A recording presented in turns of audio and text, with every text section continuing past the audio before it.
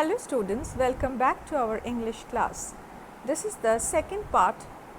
This video contains the second part of the explanation of the poem A Photograph. Now in our last video we have seen from these two lines that the force means these two lines are focusing on the unstoppable changes that time forces on the lives of humans and objects.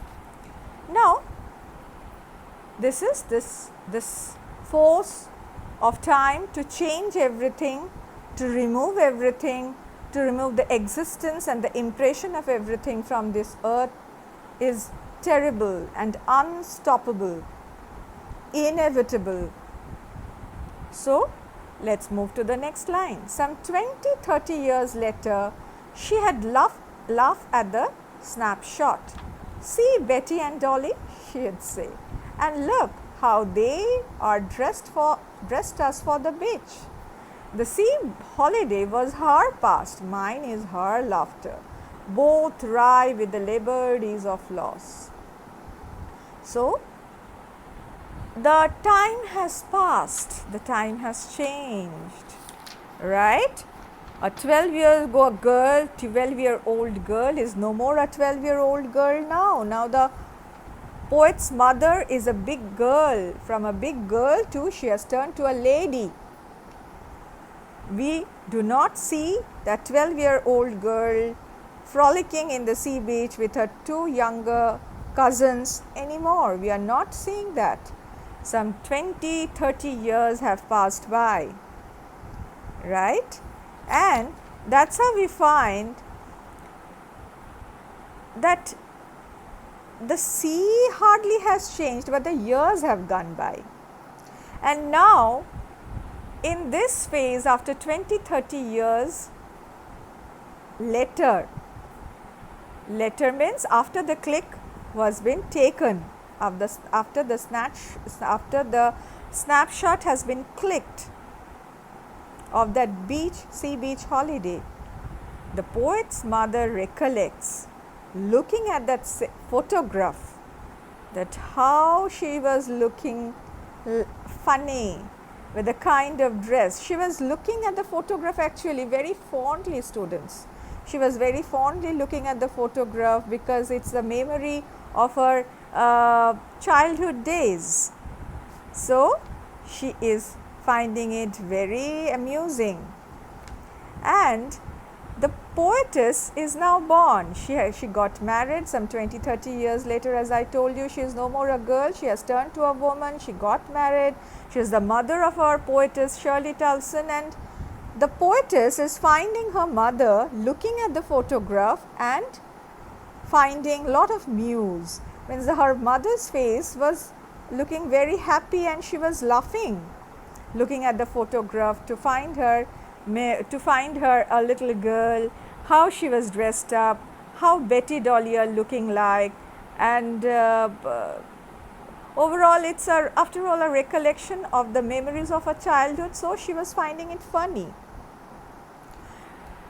So, over here it's been said that some 20-30 years later she had laughed at the snapshot. Looking at that photograph, she is saying, see Betty and Dolly, she would say, and look how they dressed us for the beach. The sea holiday was her past. So, that snapshot is her past. Past means the recollection of her childhood memories. And what is the past of the Shirley Tulson? Shirley Tulson's past is her mother's laughter. Why, students? Because the poetess mother has now long departed from earth after living her span of life.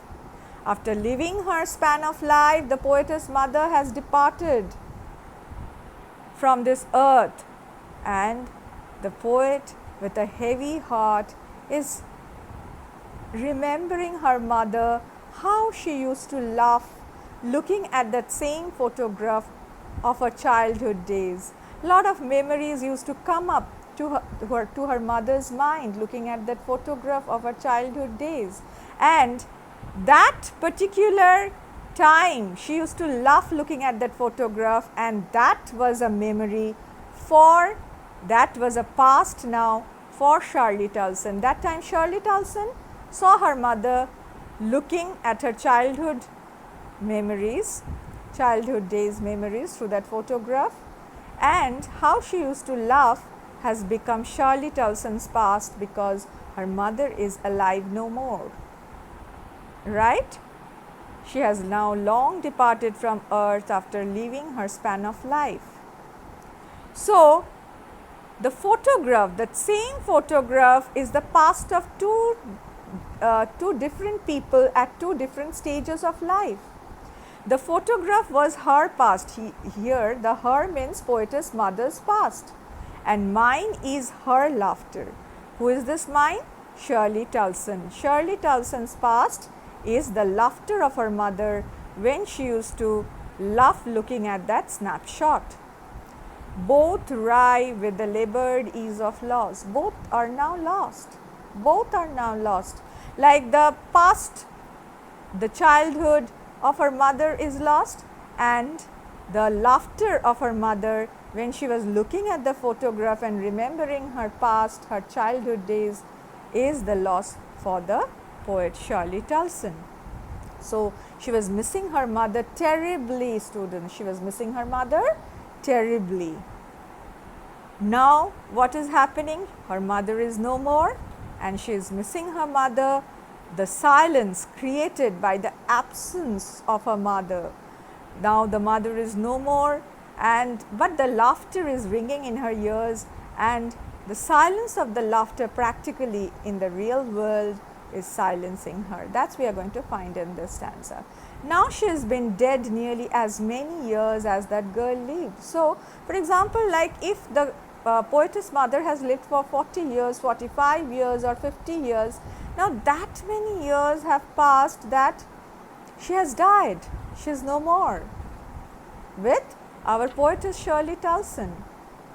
And of this circumstance, what is this circumstance? That the poetess is missing her mother. Her mother is no more with her.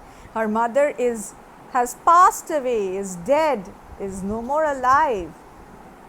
This circumstance, there is nothing to say at all, means left the poet speechless, heavy hearted, shock stricken, and that pain, that loss, that sense of loss of her mother's absence in her life is silencing her. The silence of the laughter of her mother, because her mother is no more, so that laughter has stopped, has totally silenced, and that has created a vacuum in her life. In that circumstance, she is heavy hearted, pain stricken, and that pain is actually silencing her. So, its silence means the silence of the laughter, the silence of the sound of the laughter is silencing her. Is silencing her means is making her speechless, making her speechless. Right, students? Go through the video, and if any doubt, we will discuss in our next class.